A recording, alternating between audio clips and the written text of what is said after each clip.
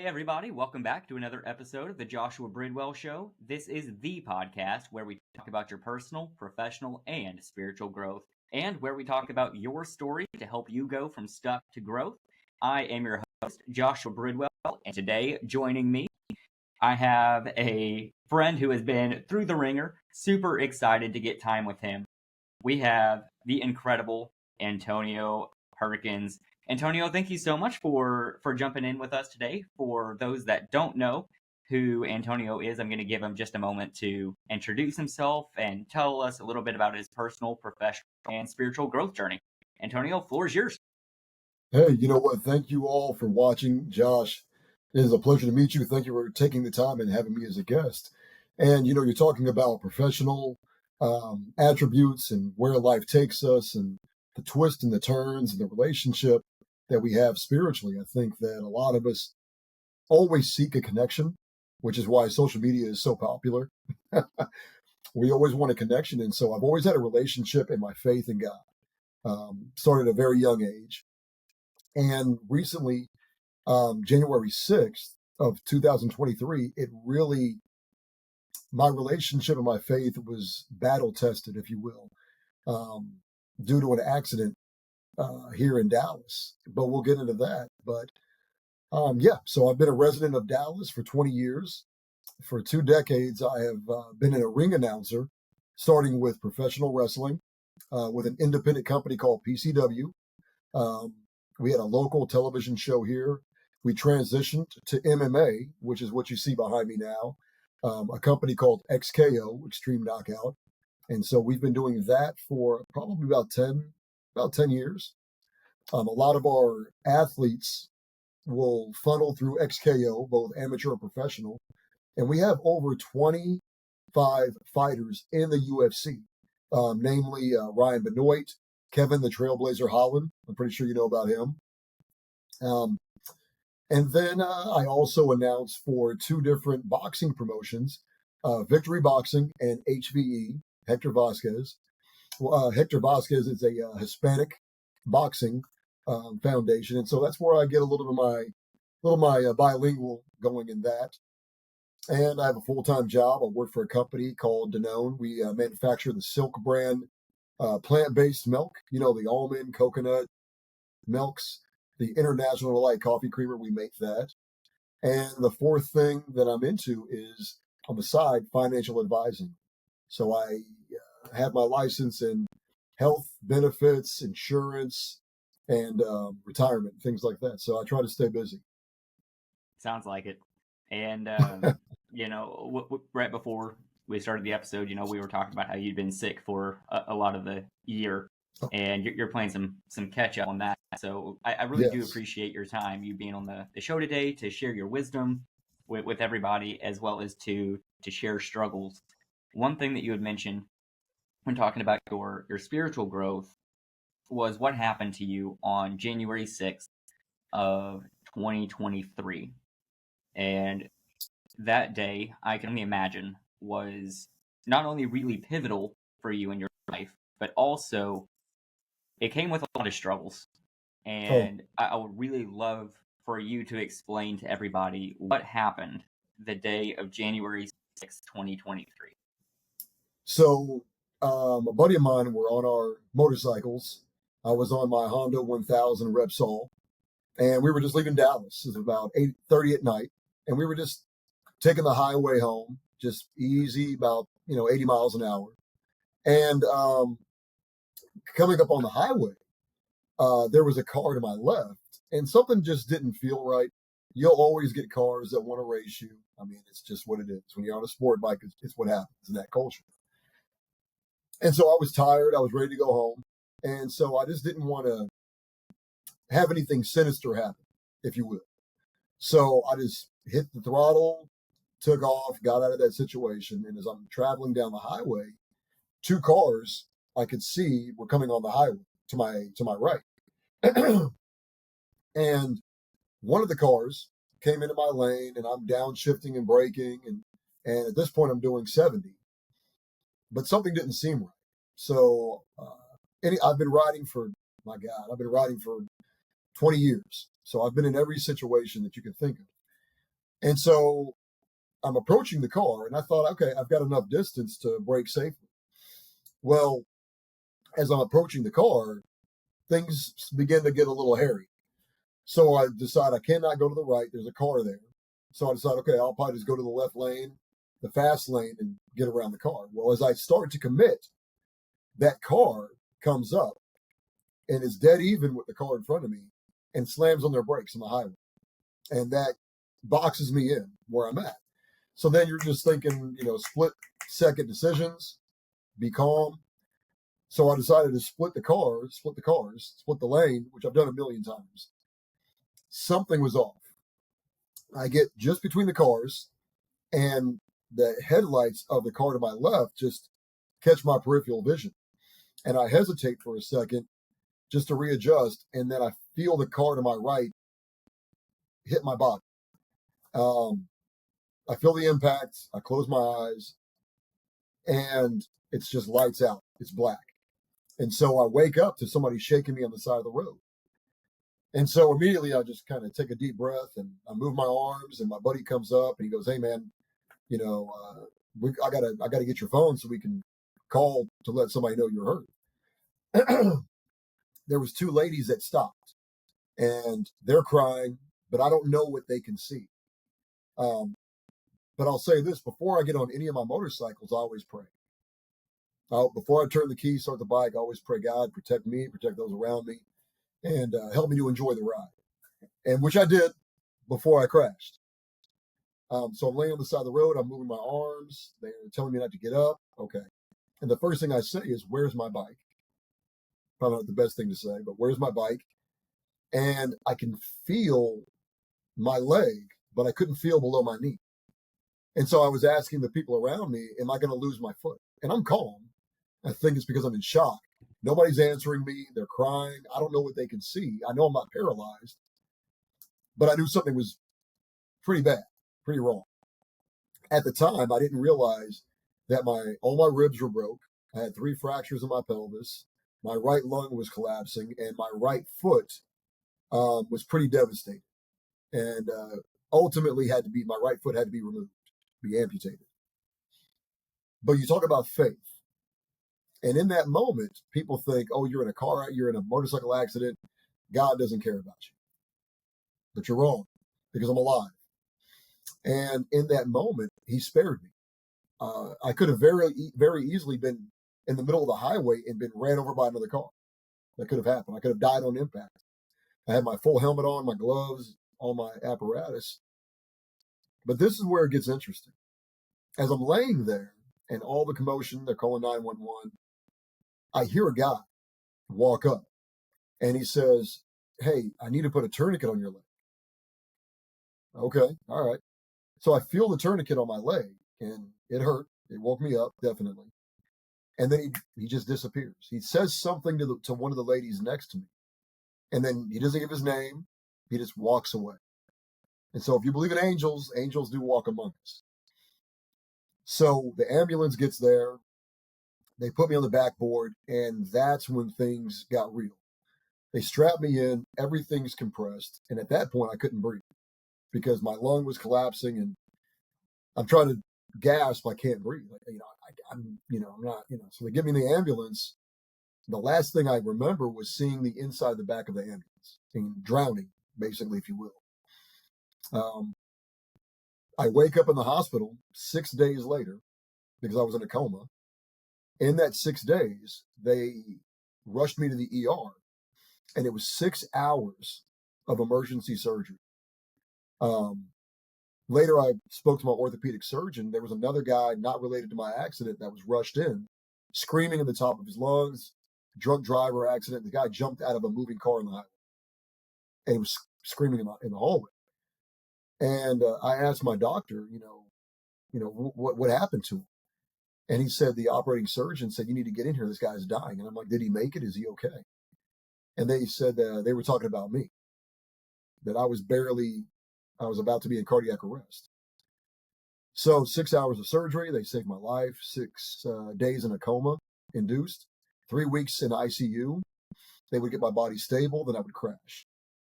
So you pretty much die a couple times. you get really close to God in those moments because you don't know who else to rely on. And God spared me. He wrapped his arms around me and saved me. He sent an angel to put a tourniquet on my leg that got me just enough time to get to the ER. I had minutes to spare. And in the whole time of by the way, the car took off. That slammed on their brakes. They took off. And so one thing that comes to mind through it all is breadcrumbs. There was a ton of breadcrumbs, little nuances of God showing up. The Good Samaritan that put a tourniquet on my leg. The doctor, the OR doctor that had to just open me up because there was no time for an x-ray or a CAT scan. They had to go old school and just fillet me open. And the doctors and the nurses that were there are all believers. And so we might be out of control in life, in the situation, but it's always amazing who God sends to really have hands on and take care of us. I'm a big believer in if you're not dead, God's not done. And amen to that. Yeah. It's really good that you can see God in that situation, but also something that he had mentioned is you didn't know who else to turn to except to God. And people experience that all the time, but I'm grateful that you had a relationship with God before the emergency room, before the coma, because there are a lot of people that become emergency room Christians. And I'm not saying that in that moment it's too late by any means. God can use anybody in any situation, but it is really good to have that relationship going into that. It does help you to remain calm. It does help you to recognize that there are things outside of your control. And most people, I don't even think that I've mentioned this on the show before, but the very first podcast that I had ever started was a podcast called True Testimony, where I talk to people like yourself and I hear what brought them closer to God, where was God in their story. And man, I'm just so glad that you're able to see the breadcrumbs that God had presented to you to help you through this situation, because it was really rough. It changed your life in ways that you can't even imagine unless you go through it. And a lot of people don't know this either, but when I was in 7th grade, I had an uncle that lost his life in a motorcycle accident. And he was just out on a Sunday strolling with some of his friends. An 18-wheeler pulled out right in front of him, hit the side of the 18-wheeler, and it was done. And something that I think about is I don't know what his relationship was with God. And I'm just really grateful that you prayed before you started up the bike. And if your relationship wasn't right with God, who knows what the outcome could have been. And so, man, I'm just really proud of your vulnerability, you sharing that wisdom. Now, you've talked to us about the experience itself, but why don't you walk us through a little bit about what the recovery process looked like? How long did it take? What was your sense of community like during that time? The community was amazing.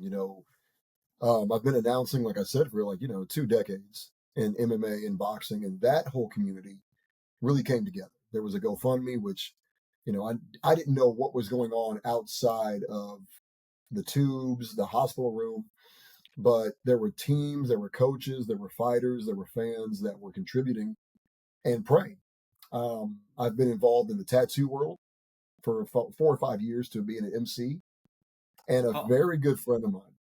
I was going to say, that's actually the last time that I saw you face to face is when I was getting that tiger tattoo that people can see. Yes, so yes. You were emceeing that event. Go ahead, continue. Yep. Sorry to cut you off there. And that's another topic is everybody has. So I have scars on my body that give you evidence of a traumatic situation, right? Tattoos tell a story as well. So my scars tell a story. Your tattoo tells a story, and we'll go down that rabbit hole later on. Right. But a very good friend of mine, him and his wife used to be believers, and then that relationship, we don't talk much about it, but that relationship was kind of soured with him and God. And he said he doesn't pray. And he said when he found out that I was in an accident, he said, "Look, man, I did something that I haven't done in a very long time and tell God, look, you and I don't get along, but I pray that you have your hand on him. And I thought that was one of the most touching things I've ever heard, that somebody whose relationship with God was soured for his own personal reasons, but yet he still reached out. And I thought that was amazing. And we serve a loving God, a compassionate God who doesn't turn his back on us. And he always leaves a door open for us whenever we're ready to come back. So everybody asks me, what was it like? Was I mad? Was I scared? Was I surprised when I woke up from the coma? And the funny thing is, and there was people in the room, and you could probably say this is because of the medication. I open my eyes, I look in the bed, I see my foot is missing.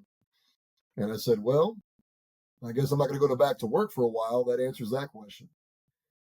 And the thing is I really love God for giving me a heart of grace.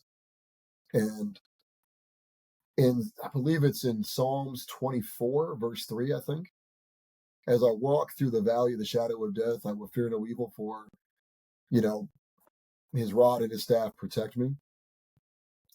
And literally, as I'm laying there looking at my foot that's no longer there, I close my eyes, and in that moment, I saw a black and white picture of a rugged valley. Almost, if you look at the Middle East, Afghanistan, if you look at a really rugged valley, and that's what I saw. And I felt like Jesus was telling me, this is going to be your life. This is going to be your life. It's going to be aggressive. It's going to hurt. It's going to be very painful. It's going to be rough. It's going to be frustrating. And I remember looking to my left and seeing Jesus there in this image. And I knew, okay, that's what I have to face. But as long as he's with me, I'll be able to get through it. And for the next 3 weeks, I'm in ICU, a lot of pain. Every day twice a day, they would come in the room and roll you over and clean you. And that's a whole other experience. I have another adult wipe you and clean you. They never made me feel less than, but I just felt embarrassed for myself. Mm-hmm. So for 3 weeks, they're cleaning you, and every day you're turning over, and it's just the most excruciating pain because all your ribs are broken. I had so many people come to the hospital to visit me, people from my job, my full-time job. And you work with people, but you connect, but you don't know how deep it goes. When I went back to my full-time job the following year, 3 days before the anniversary, I go back to my full-time job. The whole day, the whole facility was just in tears, hugging me, telling me I love you, man. People that I knew, but I didn't really know them, were just putting their arms around me. And it's a God thing. It's amazing. I have people just reach out. And so I get out of the hospital. I don't know what my next step is. Somebody calls me and says, hey, when you are able to, come to this place called ATF, Adaptive Training Foundation. Okay. So I'm in a wheelchair here at home. We go to a graduation in Carrollton. And when I roll in there, there's like 7 people in wheelchairs. One guy looks like a professional bodybuilder. No legs, fully tatted. I believe he was a Marine. And I'm like, what is this place? And I watched his graduation. People who were shot in the head, police officers that were shot in the head that survived, went through a 9-week program called Redefine. Helps the mind, the body. You're doing CrossFit. And I'm like, what is this place? And it was a whole community of people who tie in their relationship with their faith in God, with your mind, your body, going through challenges.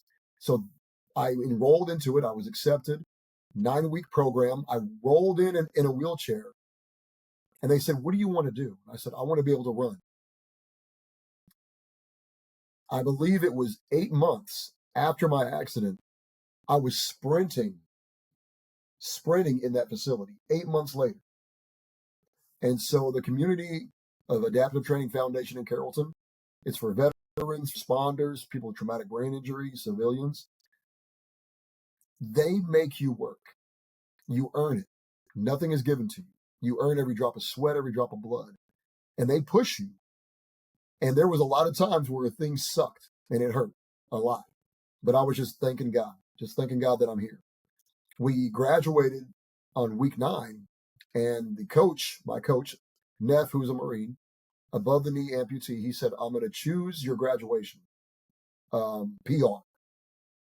We went out to a 400-meter track. We did the Impossible Mile. Do you know what that is? Mm-mm. You can Google it later. So the Impossible Mile is 1 lap of bear crawls, 1 lap of walking lunges, 1 lap of stride jump, what was it? Burpees, and then a sprint or a run. It took me 2 hours. 2 hours. That sounds tough. I did a lot of praying and cussing to God in that moment. I'll be honest. But you learn a lot. It's just you on the track. And it's one of the things the Marine said to me was, look, you asked for this. You wanted to be here. And he said, there is somebody begging to trade places with you. There's somebody in a hospital bed that's begging to trade places with you. So the mayor of Arlington, Jim Ross, I call him Papa Jim. He walks into the ER or the ICU. After that, a 6-foot friend of mine who wrestles for AEW Wrestling, Lance Archer, he walks in. The nurses are like, who is this guy? When the mayor of Arlington and all these people, they had a list of people that were coming to see me. And never once did I think it was about me. There's a lot of times where we're in dire straits and we don't know what to do, and God will send people in our lives to carry us. And so that was the community. I came back to XKO to announce the first time, and the response was unbelievable. It hurt a lot in the prosthetic. But if I told you the breadcrumbs analogy, anytime I went for a checkup, the nurse would pray with me. My wound care nurse brought me communion. The driver of the ambulance that took me to my appointments was a youth pastor. I had a friend of mine come to my house, and he told me, he said, Tony, God trusted you with this. And I thought, what are you talking about?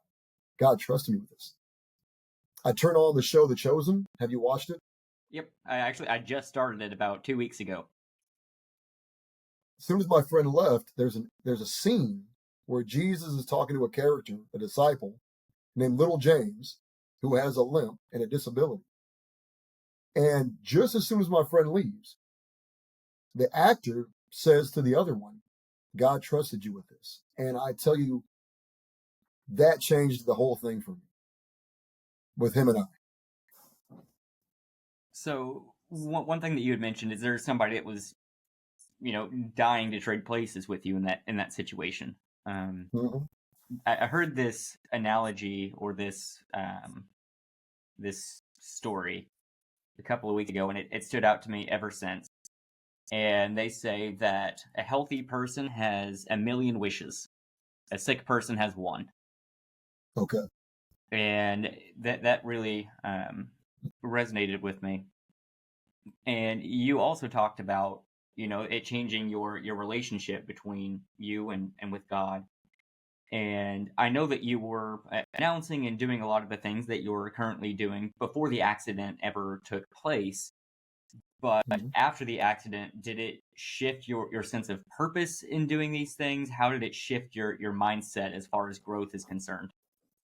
That's an incredible question. When you die a little bit, your perspective on life changes. The things that used to bother you no longer are irrelevant. And so the owner, Dave Abora of ATF, we're sitting down one day, and he asks me, he said, Tony, how has this accident changed you? Like, how are you different from A to B? Is there something, one moment? And when you get a question like that, you cannot be quick to respond. Let it digest a little bit, right? And I said, Dave, I'll get back to you. And later that day, I thought about it, and it changes me in every way. the way that I speak to people, the way that I drive. And I wasn't a jerk beforehand. I wasn't a jerk. But there is a different level of compassion that you just see and feel all around you. There's a lot of mercy and grace that you feel. There's a calmness, there's a peace, there's an understanding. Um, and so every decision, the way I drive, the way I speak, the way I work, the way I interact with people, the way I self-talk, that changed. Had it not been for the accident, there are things that I appreciate now that I used to take for granted before. Um, my prayers when I would get out of bed, just to walk to go get coffee. It was every single step from that bedroom to the kitchen was excruciating pain in my leg. Literally, I had to hang onto the wall, doorknobs, just to make one step. You're in pain, but you know that you can call on to God. And I'm just like, God, let me get one more step. Not let me stop. Not let me go sit down. Not this is too much, I can't handle it. God, let me get one more step. Because he didn't allow me to make it just to sit on my hands. There has to be a purpose for that. How many people have been in a bad situation and they just stop? They give up, they quit, the game is over. Right? Right. You can stop. That's a choice. You can stop. Or you can take what's been given to you, capitalize on that to help somebody else. It's almost like the analogy, if you see somebody that's fallen down, somebody picked you up, reach your hand down and pick them. Right. And so that's how it's changed me. I mean, announcing, I step in the cage now, and anytime I'm on the microphone, I act as if this is my last time on earth to do it. And I'm in the moment. I'm just in the moment, and I enjoy it for what it is. Your story is one that's really powerful to me, and I've come across a lot of your story based on what you post on social media, and a lot through the conversation that we're having today. And while your story is extremely powerful, I also, as far as emotion is concerned, I also think it has a lot of motivational power.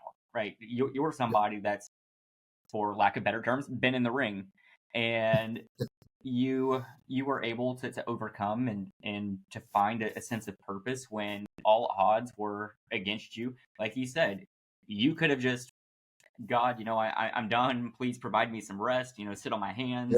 Yeah. And a lot of people do. They make excuses to stay where they are. And I had sent over to you a copy of the 4 Stages of Stuck guide. And for anybody who is not familiar with the 4 stages of stuck, we're going to break that down here just a little bit. But also, there is a free guide, the one that I just showed you, available for download if you go and join the Facebook group.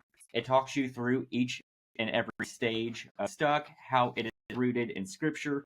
It even gives you some guided questions to help you identify what stage you're in, as well as to navigate through them. And the very first stage. Go ahead. I don't want to interrupt. I wanted to say this. It's interesting that you come up with this about stuck. That's one of the things that I remember going through this process is a lot of us are in a situation, whether it's financially, relationally, occupationally, you can't stay stuck. And we're going to go into this, but you can't stay stuck. And that's really important. We can have a bad moment, a bad day, a bad week, a bad month. You were sick for almost, 7 months? 9 months straight. Yep. 9 months. That's the birth of a child. But I think people don't give themselves enough grace to have a bad day. You can have a bad week, have a bad month. That's fine. But don't stay stuck. When I fell, for the first time, I fell in my house before my prosthetic. I fell in my bedroom, and I'm sitting there, and I'm just holding my leg, And I remember, okay, look, we can't stay here. I had a bad moment, but we've got to get up. Because if you stay stuck, you're never going to get out of it.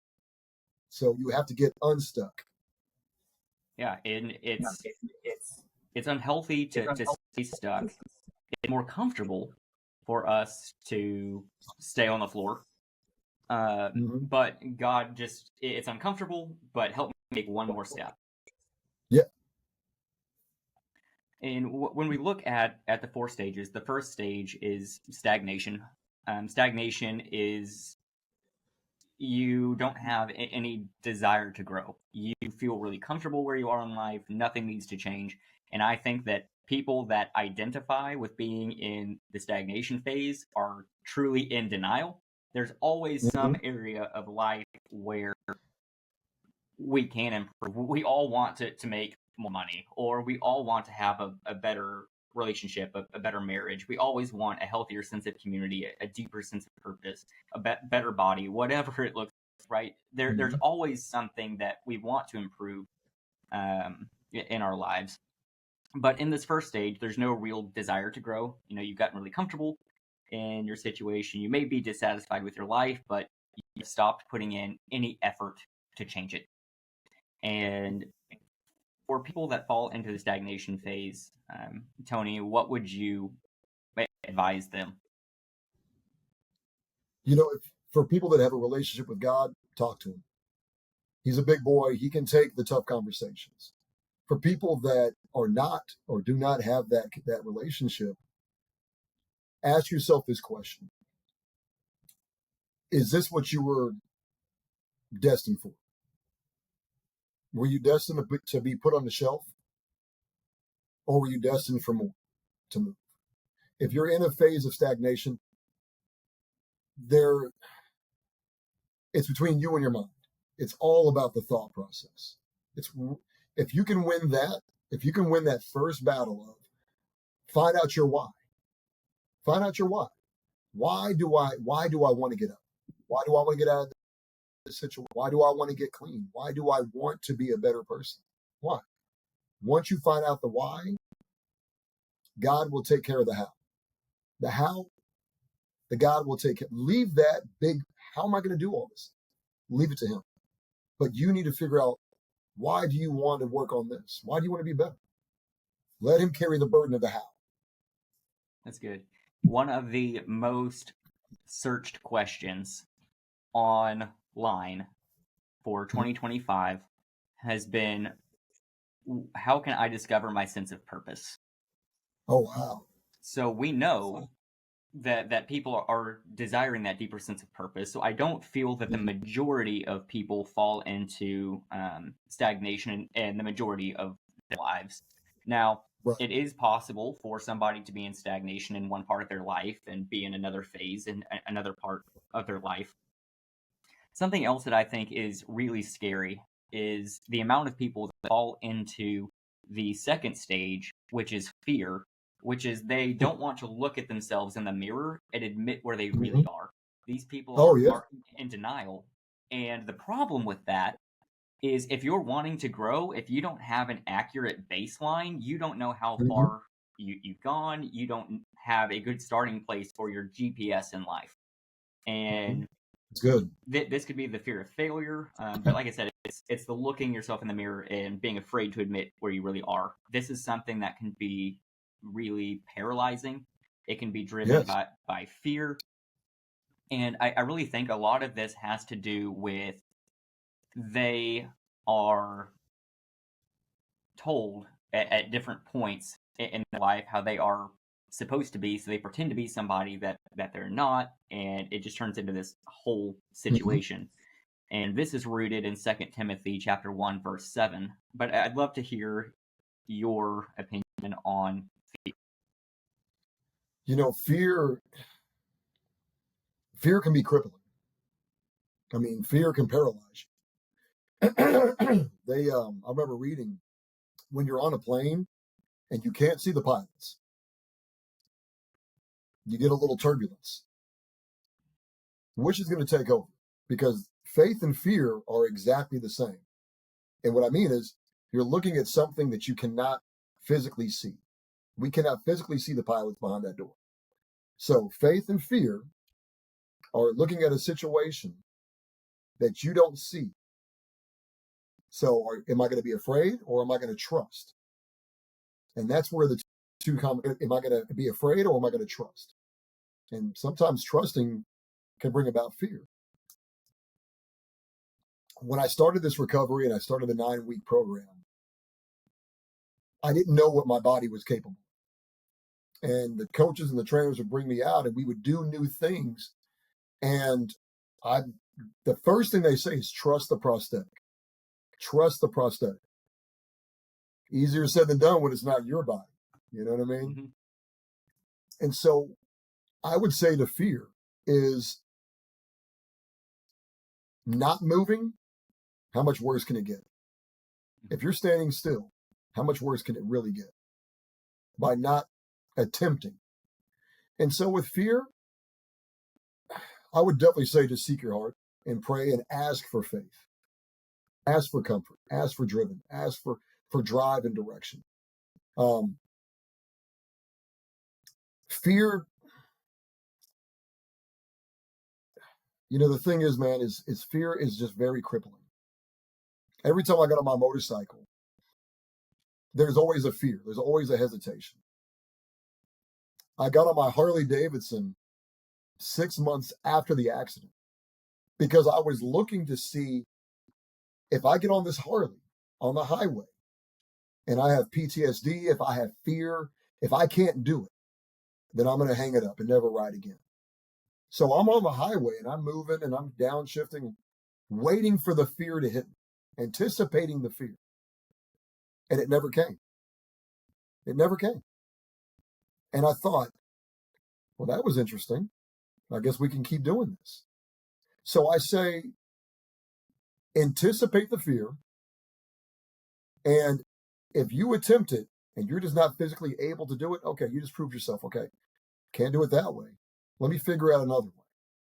One of the two is going to win. Either the fear is going to prevent you completely, or you're just going to find an alternative route, just like your GPS. The amount of people that get burned, whether that's starting a business, whether that's a motorcycle accident, and then they use that as okay, well, I had a bad experience, I'm done with that. You're right. But versus the, hey, you know what? It was scary, something happened, but I'm gonna see, is this something that I'm still capable of doing? And for a lot of people, the anticipation of fear is often worse than the actual result. Absolutely. And that's the thing, fear is really selling you a bill of goods that's not true. That was the one thing people were saying, don't go back to your full-time job, it's too physical. Well, you know what? If I go back there and I cannot do it, then I'll quit. But at least I at least have to try. Right. And when it comes to people that have a hard time admitting where they really are in life, that they're in denial, do you have any advice for these people?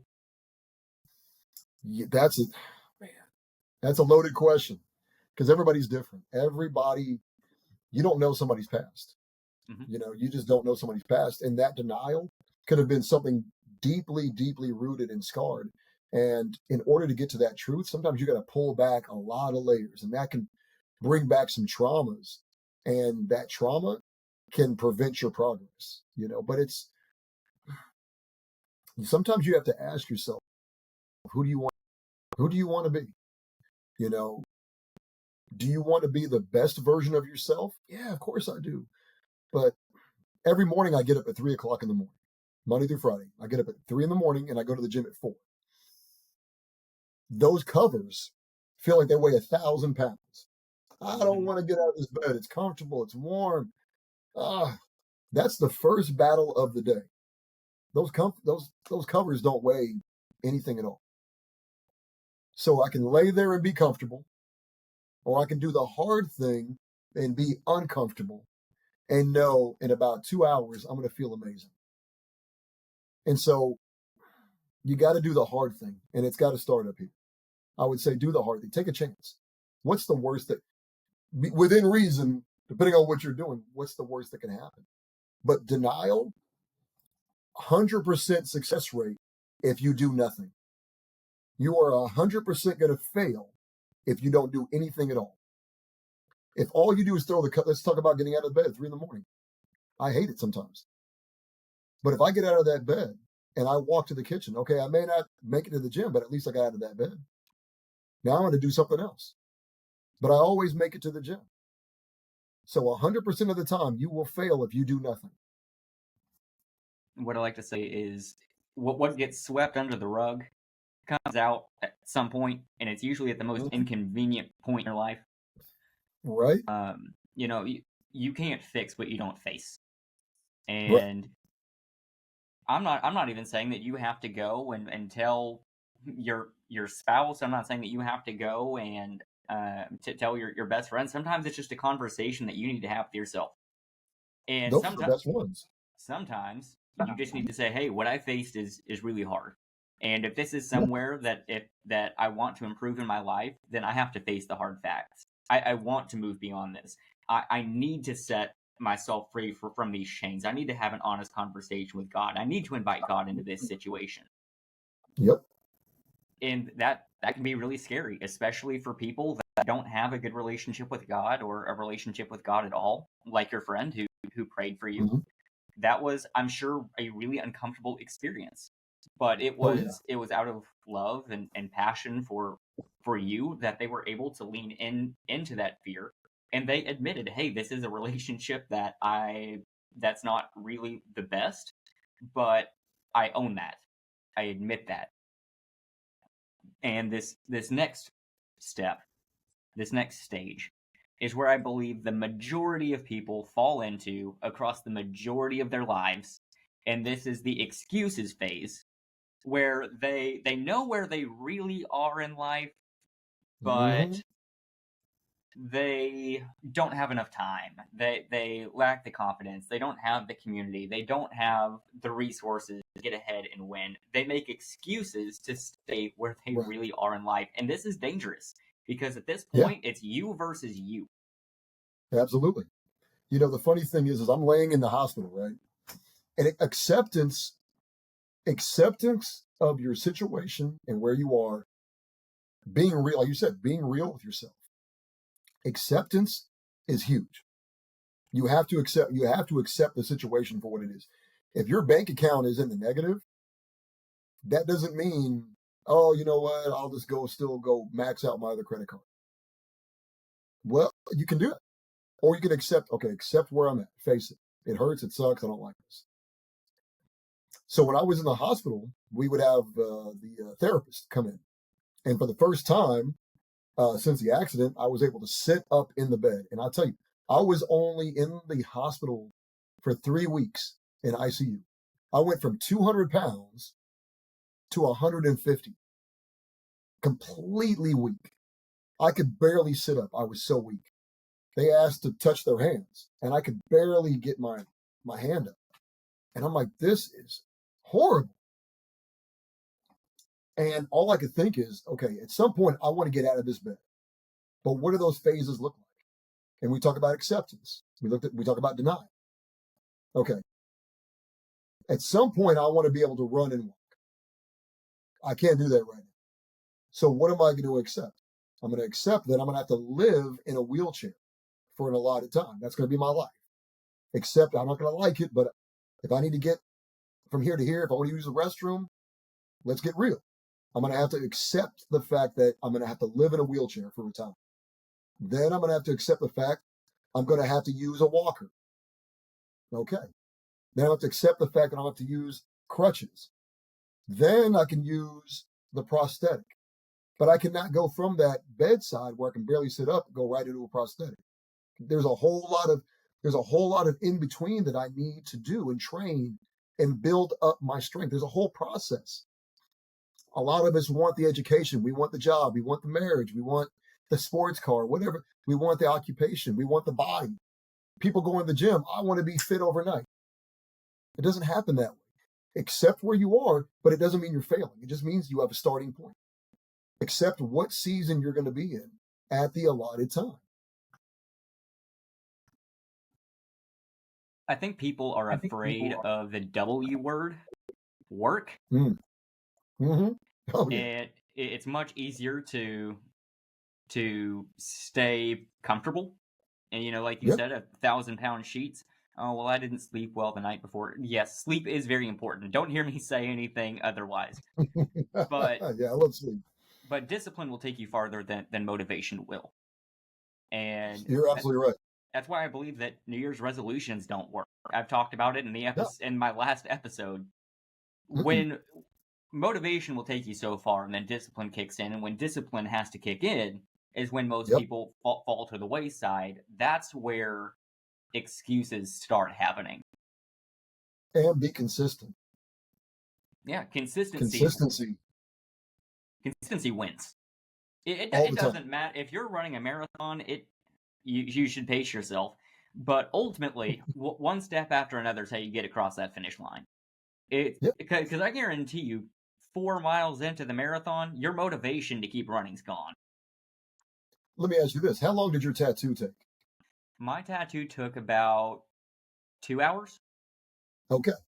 If that tattoo artist wasn't consistent in what he was doing and just said, you know what, I'm going to take a break and never came back, and you only have 45 to 50% of a tattoo done, and you're like, where you at?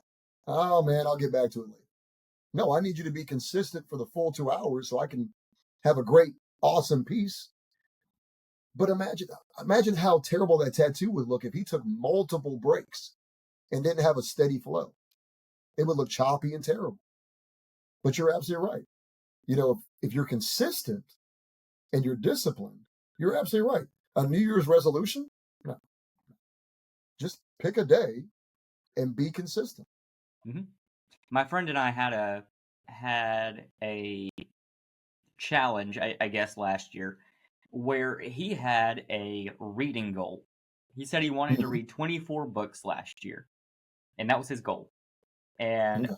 I didn't have a reading goal, but I had a habit. I said I want to read a page a day.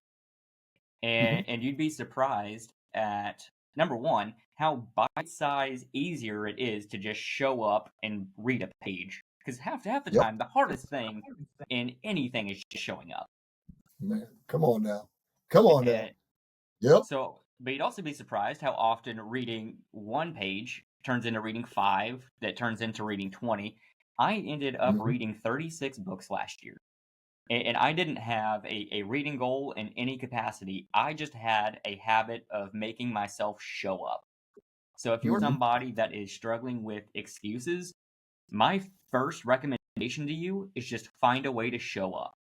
If I Make it easy. if I don't have time to go work out at the gym, I drive to the gym, I pull into a parking spot, I pull out, and I come home. It builds the habit of showing up. There you go. Is there anything that you want to add to excuses before moving on to the final stage? Man, being in this situation, having an amputated right foot, going to my job, it wasn't about me being there as much as it was saying, okay, God, you are allowing me to be here. You're giving me the physical capability to do the physical job that is before me. And it took a little bit longer than I expected to get back in the rhythm of it, but I still did it, right? My homage to God was this. If you're allowing me to show up, then somebody needs to see me put in the work. Somebody needs to see me put in the work.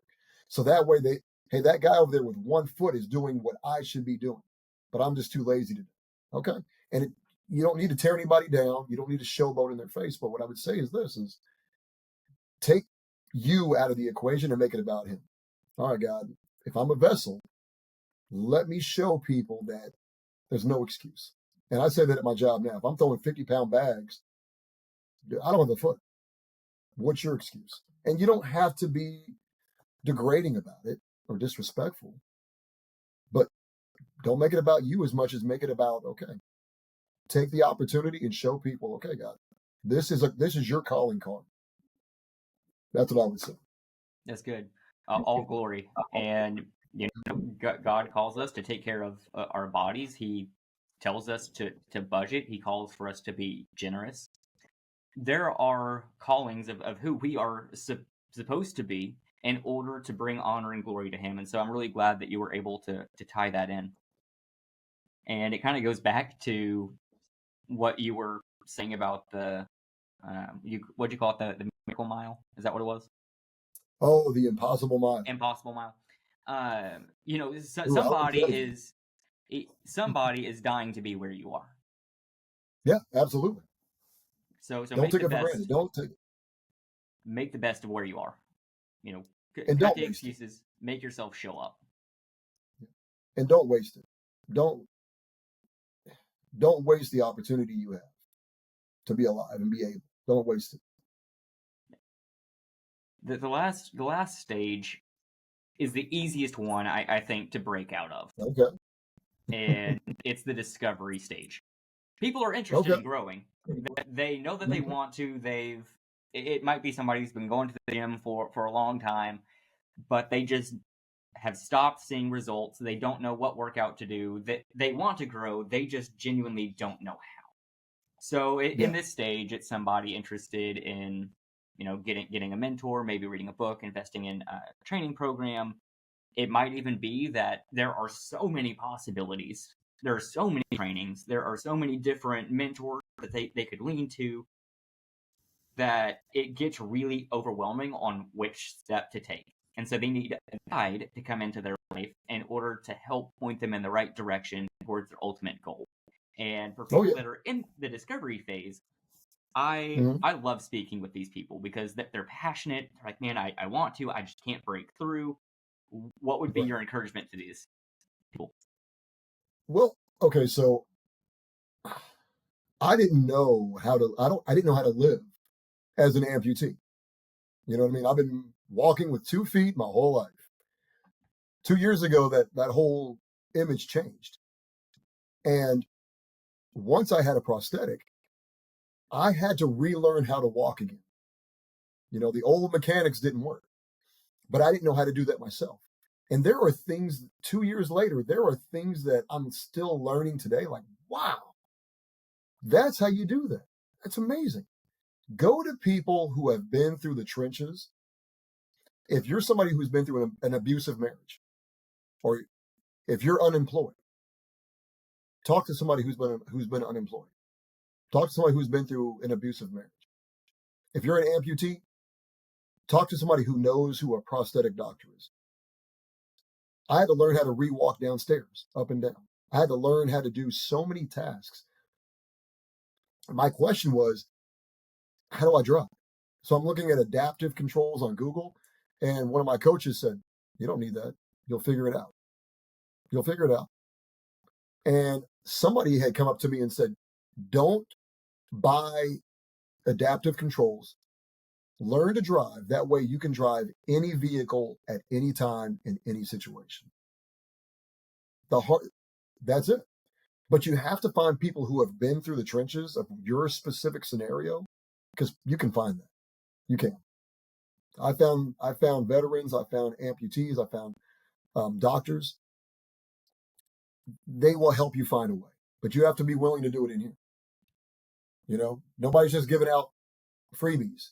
You have to put the work in. And so it's an amazing journey when you figure it out and you're like, wow, I just did that. Oh, wow. It hurt. It was uncomfortable, whatever the case may be. It didn't kill me. At the end of the day, you can just say, well, that didn't kill me. I mean, this almost did, but it didn't kill me. I think that's really good. It's really important that if you do look for a mentor, you look for a guide in your life, to find somebody who has been where you are, and or is where you want to be. They're able to guide you in the right direction. And the challenge here is that wanting change is not enough. You need clarity on what it is that you want. You need to ask around on how to get it. And you touched on this a little bit, but celebrate the small wins, right? It doesn't matter if you can't see the end goal. Every step you take, make it a celebration.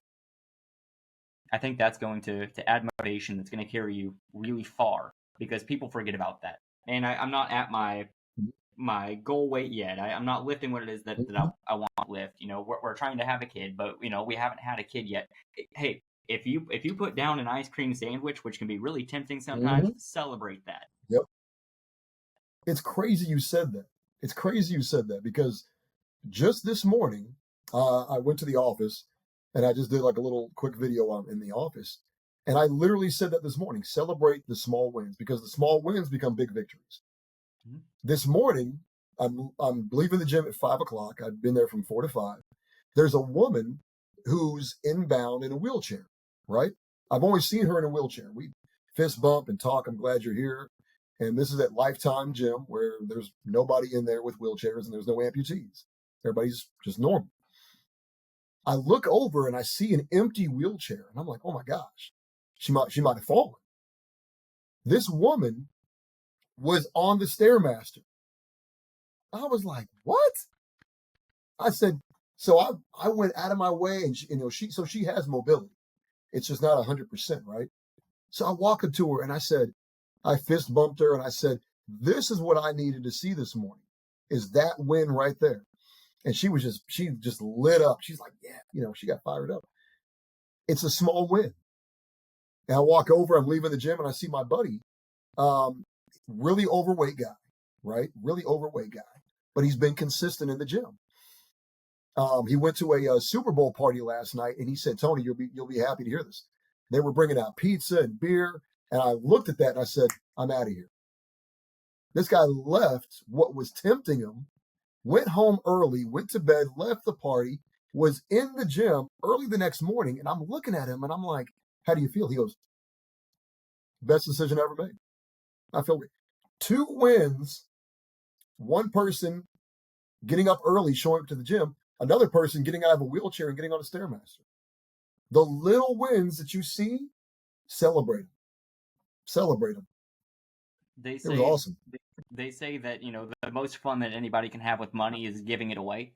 Yeah. Sometimes the most fun that you can have on a growth journey is celebrating somebody else's. Come And on now. it's really great Yes. that you were able to recognize that. And hey, I understand that pizza and sodas and other drinks, those can be really tempting sometimes, but being able Yeah. to recognize, hey, this environment is not the environment that is in line with where I want to go. I'm removing myself Yeah. so that tomorrow I can show up and I can be there and I can be consistent because that's what it takes to change my life is a huge win. So And if you have somebody who's close to you, if you have somebody that's close to you, they're going to tell you, I saw that, I heard that, and good job. Because sometimes all we want to hear is, hey, man, good job, no matter how small it is. But if you do have that relationship with God, God's going to be like, he's going to look at you and say, good job. yeah, and it just feels good to know that you made that Oh, decision. And mm-hmm. that wheelchair, man, all praise to God. Oh, it was awesome. I didn't know she could get out of the wheelchair like that. I was just amazed. I said, that is incredible. So if there's anybody out there that is really struggling to grow, whether you are Mm-hmm. in stagnation, whether you're in fear, excuses, or if you are in discovery, my encouragement to you is, hey, whatever stage you're in right now is healthy, it's normal, you're not alone. Mm-hmm. Ultimately, the idea is to get through the stages of stuck and into growth. This looks different for everybody. Don't compare your journey to somebody else's, but to Never. seek guidance, get out of your own way, be honest with who you are, but also understand that life is a journey. We all take it at our own pace. And so, Tony, if there's anybody that is feeling stuck in their growth journey, any final words of encouragement to them?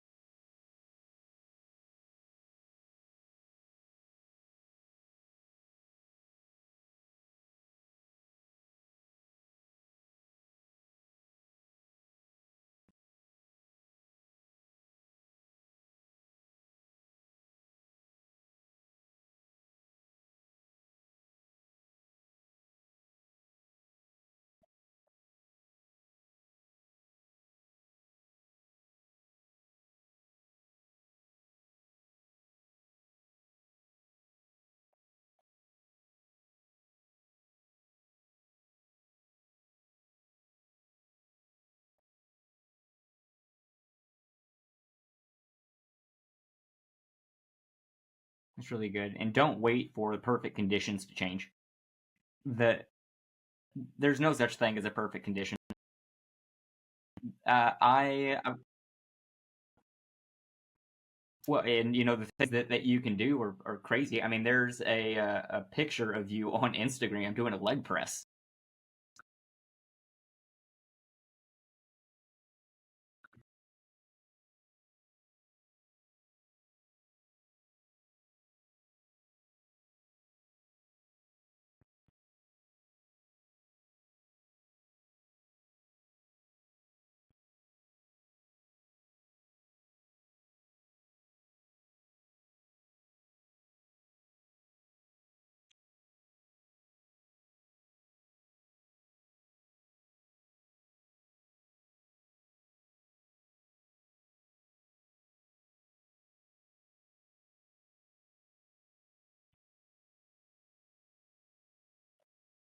You learn nothing from your successes in life.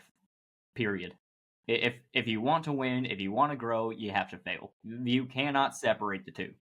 And anybody who thinks that you can, or there are these overnight successes that have never failed in life or anything, reality check, they have failed probably more times than you've tried. So get up, show up, grow. It's important, and if you don't do it for anybody else, you need to do it for yourself. You owe yourself that.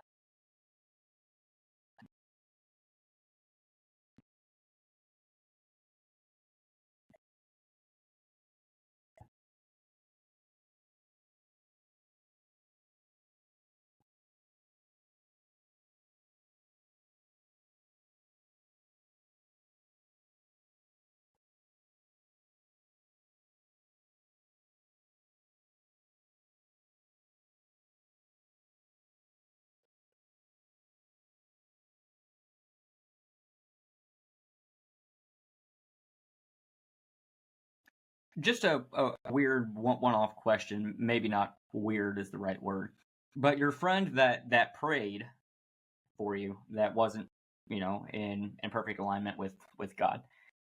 Um, has his relationship changed with God since that, or has it pretty much stayed the same?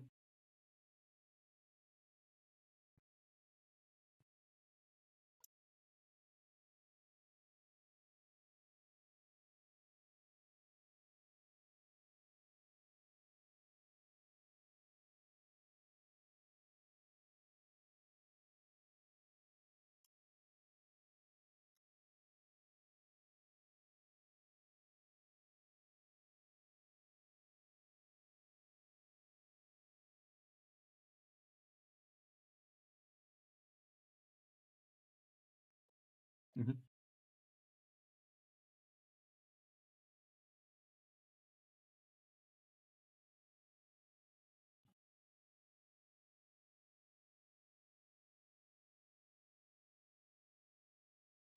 Mm-hmm.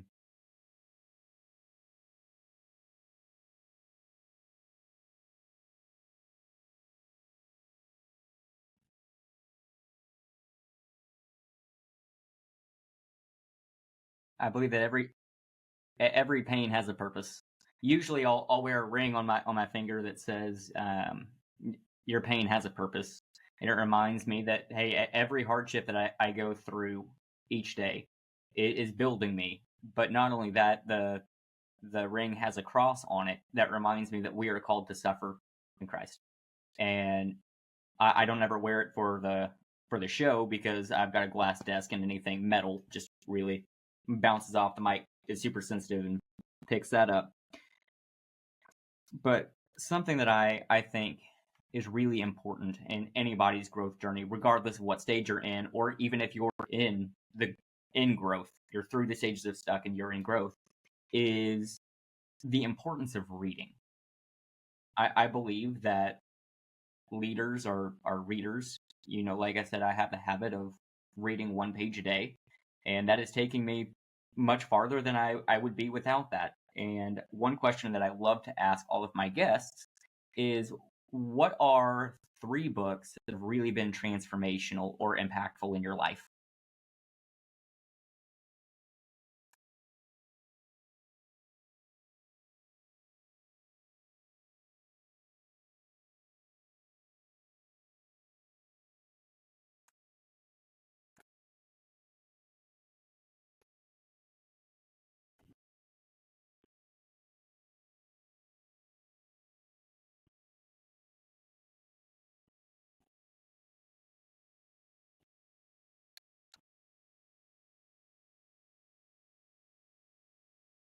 death.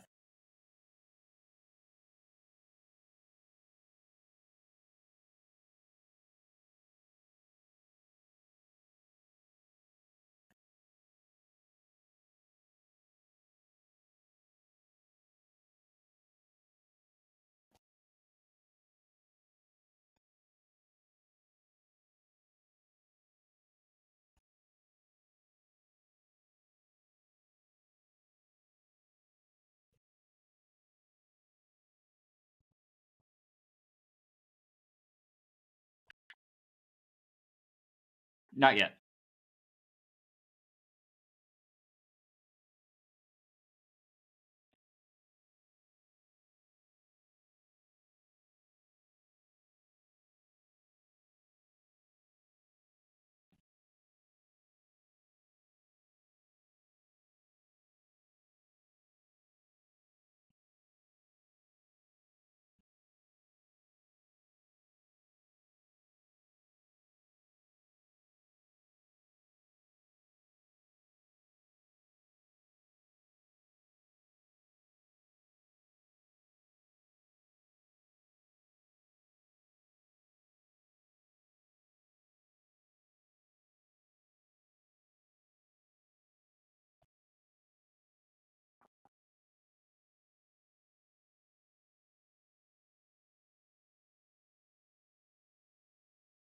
Wow. That's saying something.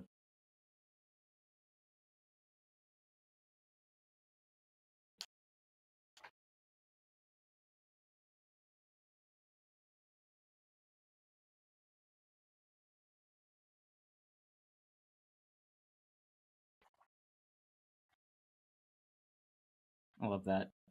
I'll have to check out those books because this is the first time since I have asked this question that I hadn't heard of a single one of them. And so I love being exposed to. Hey, that's good. I as busy as I am sometimes, a quick and easy read is helpful. But yeah, I'll have to go and I'll have to look those up, and I'm really excited to be introduced to new books that I might add to my collection. So I'm in the process of redoing my studio, and I'm trying to think, do I do a bookshelf wall or what's the idea? So stay tuned, everybody. My studio is going to be changing at some point in the future. When I started doing this, I started with a card table and just a chair. So I mean, we've come a long way in that process. But before we wrap up, do you have any questions for me?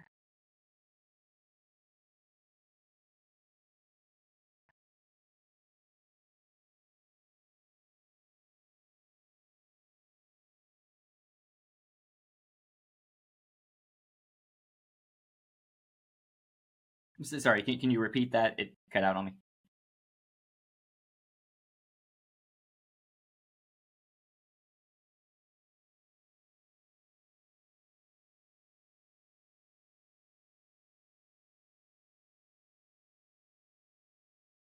I would say creating creating an episode that I didn't make for anybody else but me. Something that is really hard sometimes is realizing that the person that you're making the content for is people like you. And so I can get really into preparing episodes for other people that I forget to include myself. And that makes it sound really, scripted. It might make it sound robotic, impersonal, ingenuine. But there's an episode that I had created called "Who Cares About a Small Town Guy from Texas?" And it's that is the most vulnerable I think that anybody has seen me be online, because what makes me realize that I'm doing the right thing with my talent is knowing that my ultimate goal is to leave a legacy in life. I want what it is that I go through in life to be a testament to God, and I want other people to be able to learn from my successes and my failures in order to get out in life and win. And as I was creating that episode, as I was actually recording that episode, it just felt right.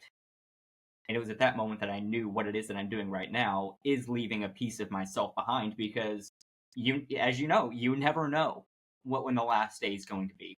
So what is it that I'm doing now in order to create more leaders for the future moving forward?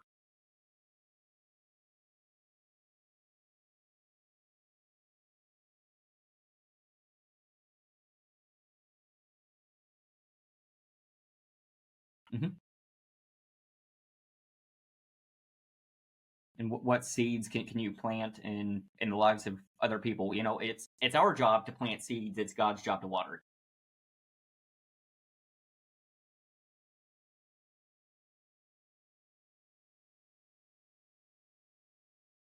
it. Mm-hmm.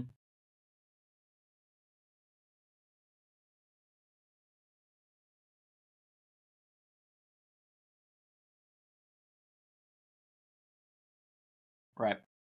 And I also want people to, based on what you've told me, really look into the book 1 Month to Live, because that's really good, right? You know, are we people that are just comfortable in life? Are we people that, you know, oh well, you know, it'll happen eventually? What are you doing to really take ownership of your life and be intentional in the moments today? What do you need to let go of that's holding you back? As you mentioned towards the beginning of the episode, when the accident happened, it changed your view on life. You let go of the things that didn't matter as much. You started focusing more on the things that did, and that sounds really enlightening. So I want people to really go and listen to that, and I'll link it down below for you in the description for anybody that wants to go and check that out. Well, hey, Tony, this has been an incredible conversation. I'm grateful for the time that you've donated in order to, number one, impart wisdom and other people, develop the next generation of leaders. Anybody who's listening to this that really feels stuck, you feel like, oh, I can't do it because of X, Y, and Z. Take it from him. He's living, breathing proof that if God's not, or if he's not dead, God's not done. And there's always something more to be done. I won't necessarily be waking up at 3 a.m., but you know what? If it works for you, that works for you. But no, this has been a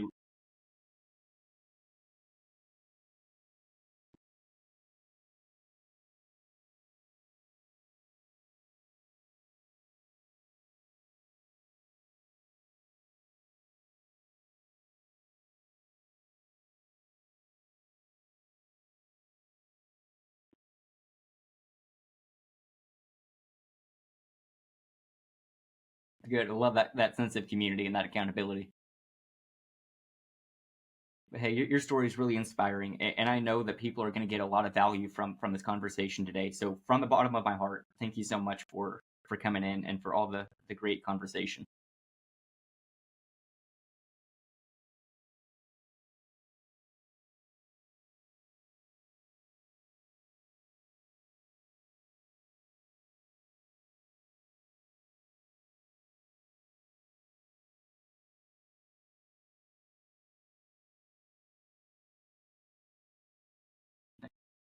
That's right. So, everybody, get out there and win. And to everybody, if everyone who is listening, if this episode really spoke to you, if it resonated with you, if it struck you in a great way, I really want you to share it with somebody, encourage somebody else, help them win in life. It is an ultimate proof that you love them. You want them to go out there and win, hold them accountable, help them get through the stages of stuck. And also, if you're interested in content like this, please subscribe, leave a comment, and let's keep pushing forward. And until next time, this has been another episode of the Joshua Bridwell Show. Thank you so much for tuning in. Tune in next time. Let's grow.